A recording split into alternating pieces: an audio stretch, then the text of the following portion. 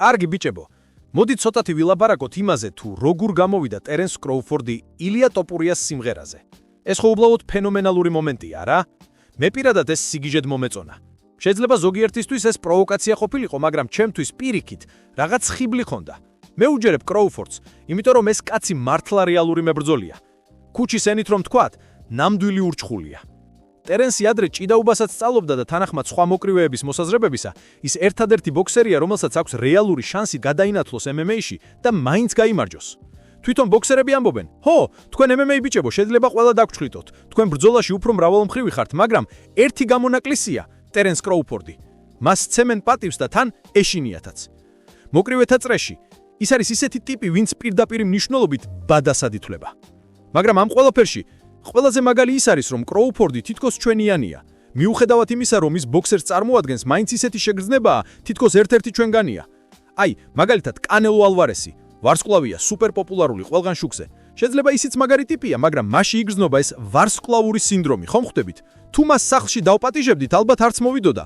მეტისმეტად დიდია, მეტისმეტად პონტიანი. კროუფორდი, ეგ ალბათ ხელში პიცას აიღებდა და პირდაპირ მოვიდოდა. აი, ეგ განსხვავებაა. ამიტომაც ხალხი მას სხვანაირად გრძნობს. თითქოს თავისიანია, უბრალო ბიჭია, რომელიც რაღაც კოსმოსში არ დაფრინავს. ახლა კი, ილია ტოპურიამ ღიად გამოიწვია კროუფორდი და ეს უკვე ახალი თავგადასავალია. ეს ისტორია, MMA მებრძოლები რომ ბოქსერებს იწვევენ, არ დასრულდება. და სიმართლე გითხრათ, მას შემდეგ რაც კონორ მაკგრეგორმა მოახერხა ფლოიდ მეივეზერთან ჩხუბის მიღწევა, ეს ყველაფერი უკვე მარადიული თემაა. აი, იმ ბრძოლაზე რომ თქვათ. ყველაფერი ტყუილებით იყო სავსე. ტყუილი თანხებზე, ტყუილი გაყიდვებზე.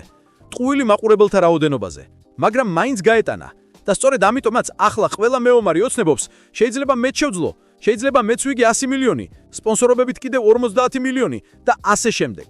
ამ ოცნებებს ფრუელს აძლევს სწორედ ეს ერთი ბრძოლა. ამიტომაც ძნელია შეჩერო ნარატივი MMA versus boxing-ის დაპირისპირებისა. ეს უკვე მითოლოგიად იქცა და სანამ სკეპტიკოსები ოთახში ხმას ამოიღებენ, რა საუბარია, ტერენსი მოასუფთავებს ილიას თუ ბოქსი უნდოდა, თავიდანვე ბოქსერი იქნებოდა. მე სხვანაირად უყურებ. მე არ მაქვს პრობლემა იმასთან, რომ მებრძოლები ხმამაღლა იწვევენ ერთმანეთს. პირიქით, მომწონს როცა რის გზე მიდიან. მაგრამ ყოველთვის უსვამ კითხვას, ამ ბიჭს აქვს საჭირო უნარები. და აქ არ უგულისხმობ მხოლოდ ბოქსის ტექნიკას. ბოქსი, როგორც სპორტი, დიდი ხანია დასრულებულა მას შემდეგ, რაც pay-per-view შემოვიდა. ახლა ჩვენ გვაქვს არა სპორტი, არამედ ბოქსინგის ბიზნესი. და სწორედ ამიტომ მეგობრებო, უნდა იცოდეთ, რომ ყველაზე რეიტინგული ბრძოლა ისტორიულად აღმოჩნდა ჯეიკ პოლისა და მაიკ ტაისონის შორის. და აი ამიტომაც ხვდებით, რომ ჯეიკ პოლი მალე შეხვდება ჯერონტა ტანგდევისას. ამიტომაც ხვდებით, რომ ფლოიდ მეივეზერი მუდმივად აკეთებს შოუებს. ეს ყველაფერი სპორტი კი არა, ბიზნესია. და თუ ამას ვერ აღიქვემთ, მაშინ საერთოდ ვერაფერს გაიგებ. ახლა მოდი რეალობაში დავბრუნდეთ. ზოგიერთმა შეიძლება თქვას, აუ, რა სისულელეა, ილია ტოპურიას რა უნდა ტერენს კროუფორდთან. მაგრამ იცით რა არის? MMA-ის და ბოქსის დაპირისპირების ისტორია გვასწავლის, რომ შეუძლებელი არაფერია. დანა უაიტი თავიდან არც კი განიხილავდა კონორისა და ფლოიდის ჩხუბს. ყველას ეუბნებოდა, ეს არასოდეს მოხდება. და რა მოხდა ბოლოს? ზუსტად ეს მოხდა, იმიტომ რომ საქმე არ იყო მხოლოდ ჩემპიონში და დაუმარცხებელ ლეგენდაში. ეს იყო ორი ყველაზე ხმამაღალი პირი, ერთი MMA-ში, მეორე ბოქსში. და მათ ხმა იმაზე უფრო ხმამაღლა ისმოდა, ვიდრე რომელიმე ტიტულს ან სტატისტიკას შეეძლო. ახლა დავფიქრდეთ, ილია ტოპურია ჯერ კიდევ კონორ მაკგრეგორი არაა, მაგრამ ის კარიბჭესთანაა. ნელ-ნელა იქცევა ისეთ ფიგურად, ვისაც შეუძლია ამდენი ყურადღების მოზიდვა. მას აქვს ხასიათი, მას აქვს ხალხის სიყვარული და თან სიგიჟის ზღვარზე სიარული. ეს ყველაფერი ქმნის ვარსკვლავს. აი, კროუფორდის სიტუაციაც საინტერესოა. ზოგიერთი ძალიან ცნობილი მწვრთნელი ამბობს, ბად უნდა წავიდეს პენსიაზე. მას აღარ ყავს რეალური მოწინააღმდეგე. ყველა ბრძოლა უკვე გაემართვა. და წარმოიდგინეთ რა ხდება, თუ შენს კარიერაზე უკვე ლაპარაკობენ როგორც დასრულებულზე, მაშინ უცებ ტოპურიას გამოწვევა სულაც არაა სულელური იდეა. პირიქით, შეიძლება ეს გახდეს ახალი თავგადასავალი. კროუფორდი ხომ ჩვეულებრივი ვარსკვლავი არაა, ის ხალხში სხვანაირად მოქმედებს. ამიტომ მისი ნებისმიერი ნაბიჯი დიდ ხმაურს იწვევს. ის რომ გამოვიდა ილიას სიმღერაზე, შეიძლება შემთხვევითობა იყოს, შეიძლება სპეციალური პროვოკაციაც, მაგრამ ორივე შემთხვევაში ხალხი ჭორავს. და ჭორი სპორტში უდიდესი იარაღია. აი აქ არის ერთი მომენტი. ადამიანები ხშირად ვერ ხვდებიან, რომ ბიზნესი და სპორტი ორ განსხვავებულ რამეს ნიშნავს.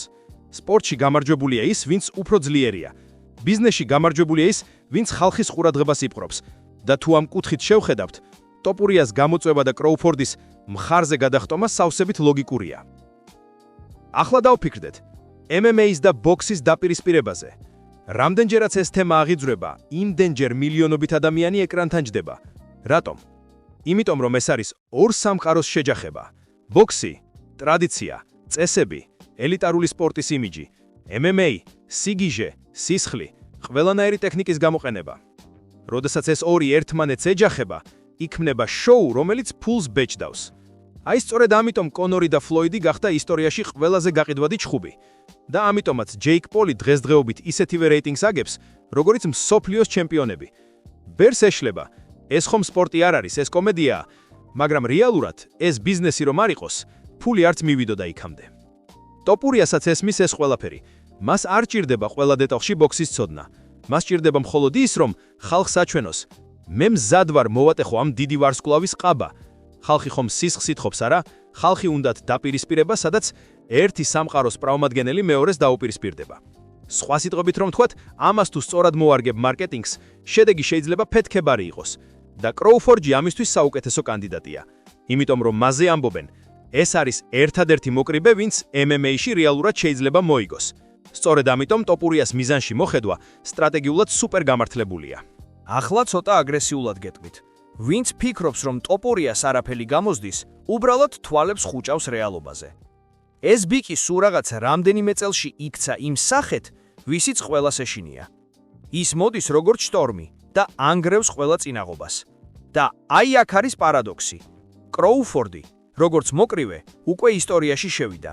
მას აღარაფერი დაუმტკიცებელია. მაგრამ სწორედ ეს არაფერი დარჩენილი ხშირად აქცევს დიდ ჩემპიონებს არამოტივირებულად. როცა უკვე ყველაფერი მოიგე, რა აზრი აქვს კიდევ ერთი ჩოულებივი მეტოქის დამარცხებას? აი, ასე დროს შემოდის სიგიჟე, ტიპი MMA-დან, რომელიც გიწევს, გინებს, ხმაურს ტეხს. და შენ ან უნდა უპასუხო, ან ხალხის თვალში გაჩერდე როგორც დამპალი. დანა ვაიტიც არაა სულელი, ის არ იტყვის, ეს არასოდეს მოხდება. მან უკვე ერთხელ თქვა და მერე მილიონები გააკეთა. ის კი რომ მაშინ ეს მხოლოდ კონორი და ფლოიდი იყო, არ ნიშნავს რომ იგივე სქემა აღარ იმუშავებს.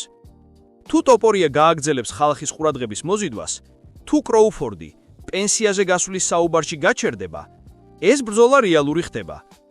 იქნება რა ხვალდაზეგ, მაგრამ რამდენიმე წლის შემდეგ სავსებით. დავასკვნათ. ბუდ კროუფორდი ახლა უცნაურ სიტუაციაშია. ზოგი ამბობს, რომ ის უკვე უნდა წავიდეს და კარიერა დახუროს. მაგრამ აი, სწორედ ასე დროს ჩნდება ილია ტოპურია თავისი ხმაურიანი გამოწვევებით. ეს ორმხრივად მომგებიანია. კროუფორდს ექნება ახალი ინტრიგა, ტოპურიას კი უდიდესი შესაძლებლობა. და თან, გულახდილად რომ თქვათ, ხალხს სულაც არ აინტერესებს რეალურად რომელი მათგანი უკეთესია.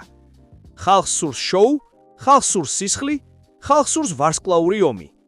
და აი ამიტომაც, თუნდაც კროუფორდმა ილია ტოპურიას სიმღერაზე გამოსვლა შემთხვევით აირჩია, თუნდაც ეს სპეციალურად გააკეთა, ორივე შემთხვევაში შედეგი ერთია.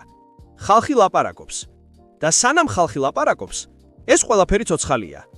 ასე რომ, მე პირადად ვამბობ, ეს ბრძოლა ჯერ კიდევ მაგიდაზეა. და ვისაც გონიათ რომ ეს სისულელეა, გაიხსენეთ რომ იგივე ამბავი ერთხელ უკვე მოხდა.